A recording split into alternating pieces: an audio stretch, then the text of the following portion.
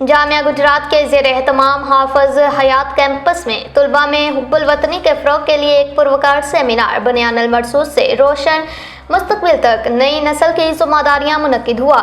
Seminar کے مہمان خصوصی مشیر صحت وزیر اعلیٰ پنجاب اور چیئرمین وزیر اعظم health task force general retired doctor Azhar Mahmood Kiani تھے، جبکہ صدارت vice chancellor Jamia Gujrat professor doctor Zahoor ul-Haq تمغہ امتیاز نے کی۔ General retired doctor Azhar Mahmood Kiani نے خطاب کرتے ہوئے کہا کہ حب الوطنی ایک عظیم جذبہ ہے، ملکی سرحدوں کی حفاظت ہر پاکستانی کا اولین فریضہ ہے۔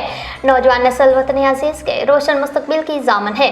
انہوں نے کہا کہ پاکستانی قوم نے حالیہ چیلنجز کے دوران یکجہتی کا مظاہرہ کرتے ہوئے دشمن کے ناپاک عزائم کو ناکام بنایا۔ پروفیسر ڈاکٹر ظہور الحق نے اپنے خطاب میں کہا کہ تعلیم و تربیت کا مقصد سوال اٹھانا اور مسائل کا حل تلاش کرنا ہے۔ انہوں نے بتایا کہ حکومت پنجاب نے جامعہ گجرات کو 72 کروڑ روپے کی گرانٹ فراہم کی ہے، جس سے 25 کروڑ روپے مستحق اور ذہین طلباء کے لیے اسکالرشپ کی مد میں مختص کیے گئے ہیں۔ اس موقع پر general retired doctor Azhar Mahmood Kiani نے جامعہ کے مختلف شعبہ جات کا دورہ کیا، طلباء کے فن پاروں اور اختراعی منصوبہ کا معائنہ کیا اور ان کی کاوشوں کو سراہا۔ سیمینار میں مختلف فیکلٹیز کے ڈینس، چیئرپرسنز، اساتذہ اور طلباء نے شرکت کی۔